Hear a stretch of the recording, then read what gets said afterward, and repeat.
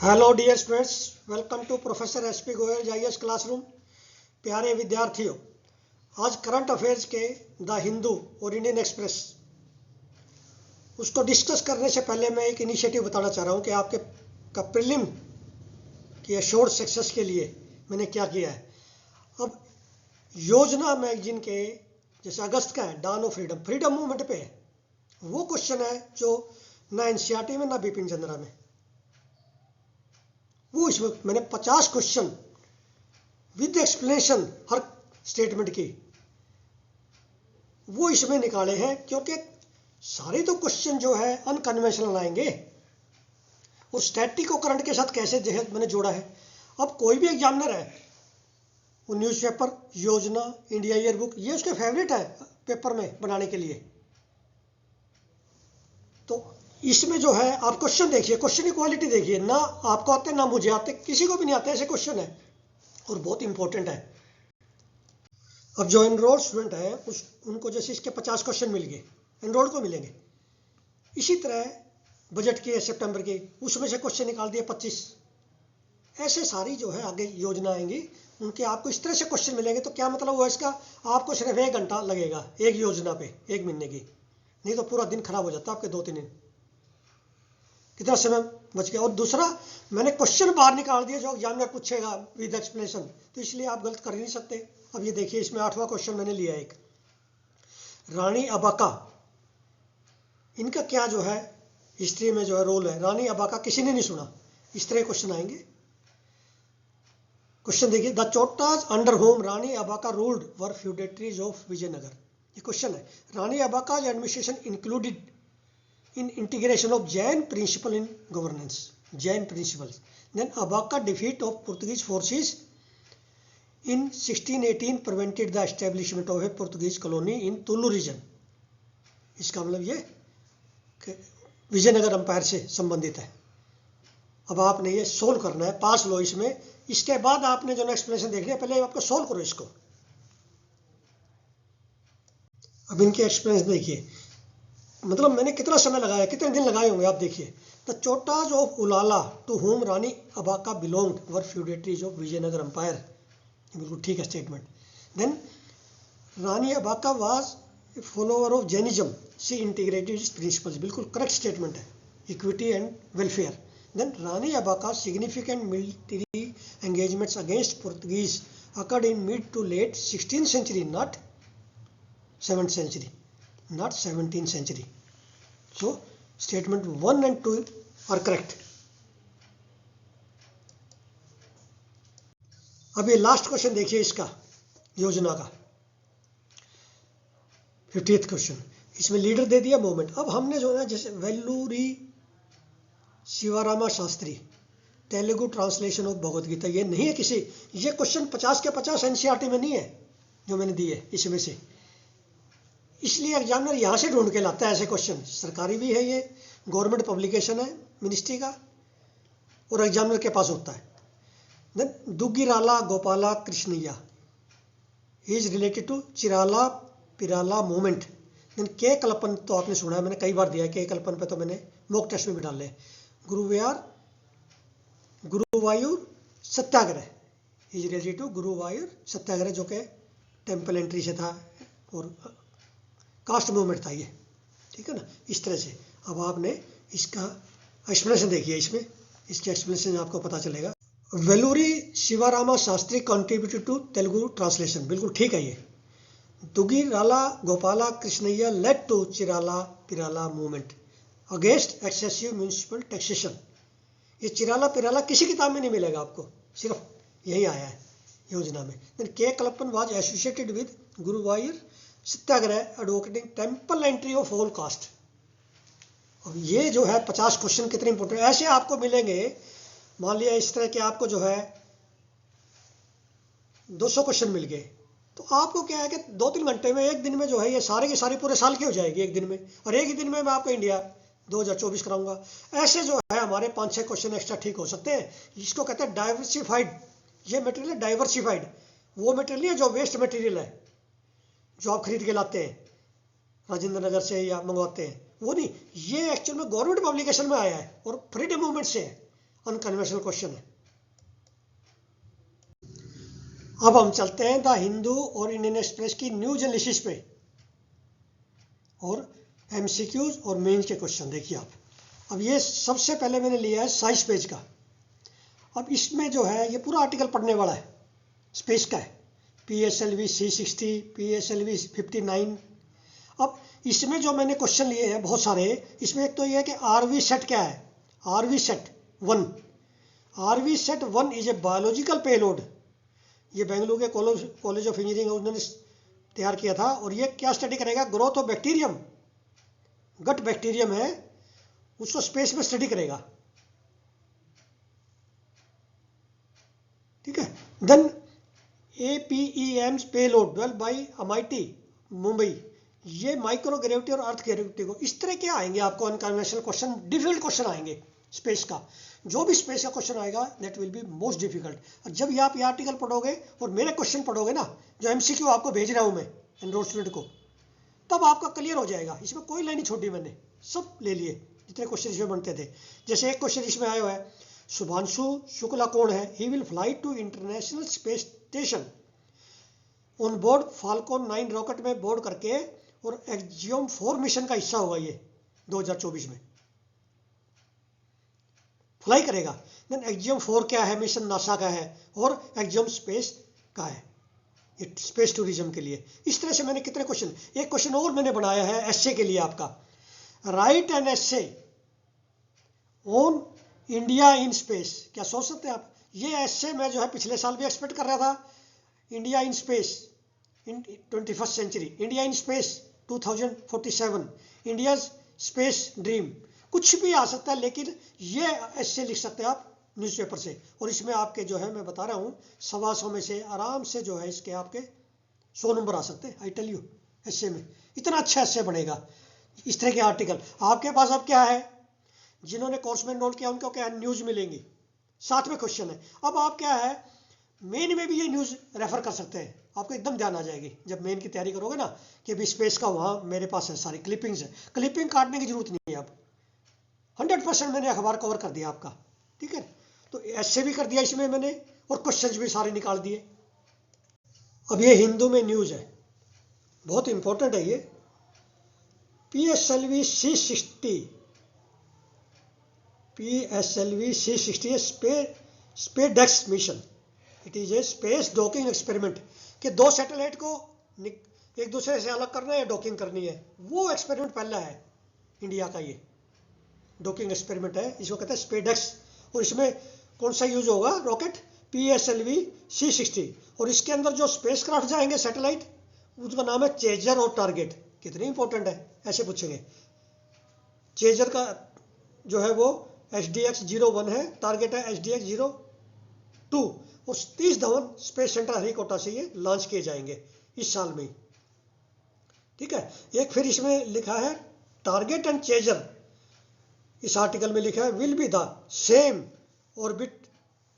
Same orbit, सिर्फ 20 kilometre away होंगे, और जिसको क्या कहते हैं, नोन एज फार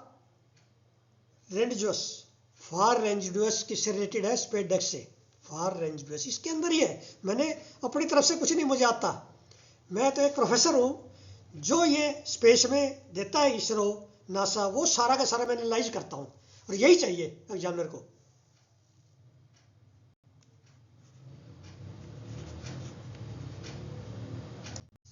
अब ये आर्टिकल डाटा पॉइंट पे है, हालांकि जो मैंने क्वेश्चन दिया है उसका जवाब मैंने कई आर्टिकल दे चुका हूँ, आपने लिखना है। इसमें सिर्फ माइग्रेंट पे बात की गई है, तमिलनाडु के। मैंने क्वेश्चन क्या बनाया है, what is the current status of TB in India, what are the impact of TB on migrants. Migrants पे हमने कभी टेकअप नहीं गई, डाटा पॉइंट में कभी 10 नंबर का आ सकता है। माइग्रेंट में TB क्यों फैलती है ज्यादा, क्योंकि वो मूव करते हैं, कैरियर है डिजीज के, उनकी जो डायग्नोस है वो लेट होता है। फिर what are the interventions by government to eliminate TB by 2024, ये सारे निश्चय प्रोग्राम सारे मैंने बताए हैं। कितनी 12 आर्टिकल है साइंस पेज पे, वो सारे के सारे आपने अब कंपाइल करना, रिवाइज करना है। ठीक है, फिर इसमें जो है नेशनल या TB एलिमिनेशन प्रोग्राम है, NTEP, national TB elimination programme के बारे में निश्चय है, रीच है, ये सारे आपने डाटा पॉइंट से, ठीक है, डाटा पॉइंट से इसके लेके और बाकी आर्टिकल को भी जितने टीवी पे आए हैं ना, ये क्वेश्चन आपका 10 या 15 नंबर का जरूर आएगा एग्जाम में। अब ये न्यूज़ है, इसमें बड़े इंपॉर्टेंट जो है मैंने लिया है क्वेश्चन, क्योंकि आपको आरपीए 1951 से आएंगे, इलेक्शन कमीशन से एक क्वेश्चन जरूर आएगा प्रीलिम में, मेन में। अब इसके अंदर इंपॉर्टेंट ये है कि तो इसमें लिखा गया है electronically transmitted postal ballot system ETPBS, आपने पहली बार सुना ये मेरे ख्याल में। क्या ये अवेलेबल है सर्विस वोटर को, इसमें ये बताया गया है। दूसरा, ETPBS is available to overseas Indian voters और नोट। ओवरसीज इंडियन वोटर कहता है ये ECI जो इलेक्शन कमीशन ऑफ इंडिया, जो NRI जो वोटर है ना दूसरे देशों में है, उनको कहता है, उसका नाम दिया गया ओवरसी इंडियन वोटर, ठीक है। अब ये ETPBS जो फैसिलिटी है electronic transmitted postal ballot system की, वो सर्विस वोटर का तो है, जो हमारे आर्मी में है, जो बाहर नौकरी करते हैं इंडिया के अंदर ही आर्मी में है, दूर दूर है, जो या सेंट्रल गवर्नमेंट में कोई अंडमान निकोबार में बैठा है। लेकिन ओवरसीज इंडियन वोटर को नहीं है ये फैसिलिटी। ये इन्होंने लॉ कमीशन को लिखा है, प्रपोज किया है इलेक्शन कमीशन ऑफ इंडिया ने, क्या ये होना चाहिए, इसलिए, ठीक है। अब ये एडिटोरियल पेज पे है, one nation one election and representative democracy. एक तो इसमें जो है, यदि आप देखें अंडरस्टैंडिंग रिप्रेजेंटेटिव डेमोक्रेसी, इसमें पहला पैरा है, वो ऐसे लिख सकते हैं एग्जाम में, क्या होती है रिप्रेजेंटेटिव डेमोक्रेसी, क्या है, ये बिल्कुल क्लियर लिखा है। इस तरह से मिलते हैं हमें न्यूज़पेपर में, स्टैटिक करंट में मिल गया एडिटोरियल पेज पे हिंदू में, ठीक है। इसमें मैंने एक तो ये मिल गया मुझे, जेपी की किताब है, जयप्रकाश नारायण की किताब है, a plea for reconstruction of Indian polity, ये पूछ लेते हैं, किताब जरूर आएगी 2 नंबर की, ठीक है। फिर इसमें लिखा है आर्टिकल 82A संशोधन होगा, जब वन नेशन वन इलेक्शन जो बिल है ना, उसमें ये संशोधन करेंगे, आर्टिकल 82A ले आएंगे, ठीक है। ये रीएडजस्टमेंट है एलोकेशन ऑफ सीट्स का इन Lok Sabha.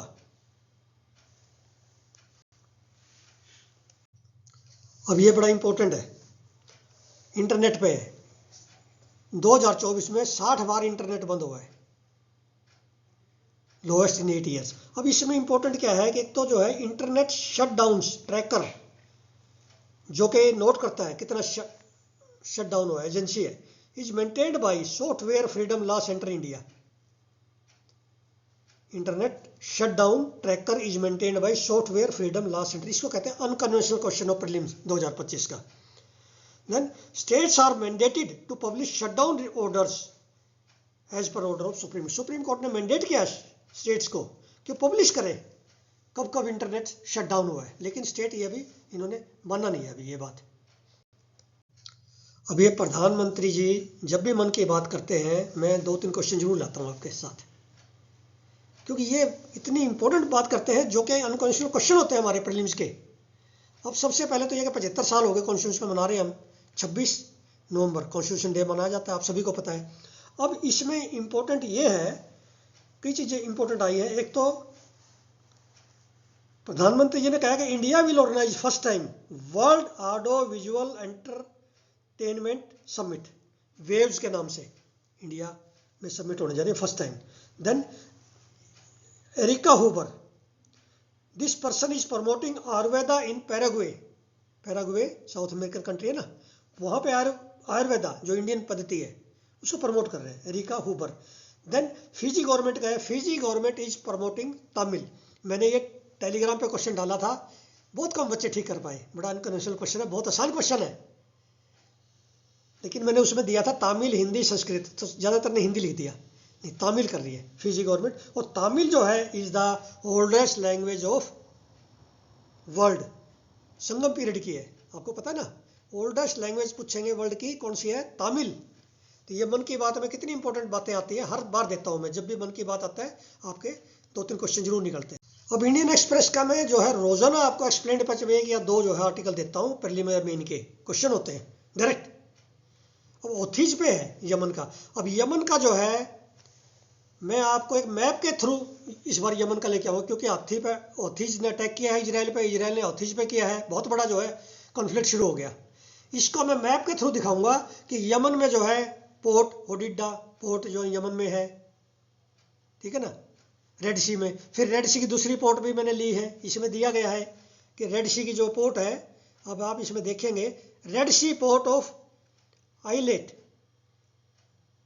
Red Sea port of Eilat लिखा हुआ है, ये किसकी है? इजराइल की। बहुत सारे 90% बच्चों को ये नहीं पता कि इजराइल की थोड़ी सी बाउंड्री रेड सी के साथ भी है। एक पोर्ट है इजराइल की, इसका क्या नाम है? Eilat, EILET। ये ऐसे क्वेश्चन पूछेगा यूपीएससी में एग्जामिनर, जो आपको किसी किताब में नहीं मिलेंगे, मार्केट की किसी कोचिंग इंस्टीट्यूट के नोट्स में नहीं मिलेंगे। तो यमन पे जो है मैं डिटेल में आपको एक मैप की सीरीज के थ्रू, जो एनरोल्ड बच्चे हैं उनको पूरा यमन का, रेड सी का कौन कौन सी पोर्ट है यमन की, और ओथिस जो है ना ऑपरेट कर रहे हैं, और पिछले साल भी आया था। इसमें फिर साथ में ये भी है, बहुत अच्छा दिया है, एक आपको याद होगा कि ऑपरेशन प्रोस्पेरिटी गार्डियन मैंने पिछले कोर्स में दिया है। Operation prosperity guardian USA, UK कई कंट्रीज ने मिलकर ना, वेस्टर्न कंट्री ने मिलकर चलाया था, ताकि वहाँ जो शिप का अटैक कर रहे थे ओथिस, उनसे बचाया जा सके, उनकी सिक्योरिटी के लिए था, सिक्योरिटी ऑपरेशन था ये। लेकिन अब इन्होंने चलाया है Operation Poseidon Archer, Operation Poseidon Archer. ये आप देखिए सेकंड इसमें है, what is the background of Israeli strikes in Yemen in January 2024, United States, United Kingdom and their allies last Operation Poseidon Archer.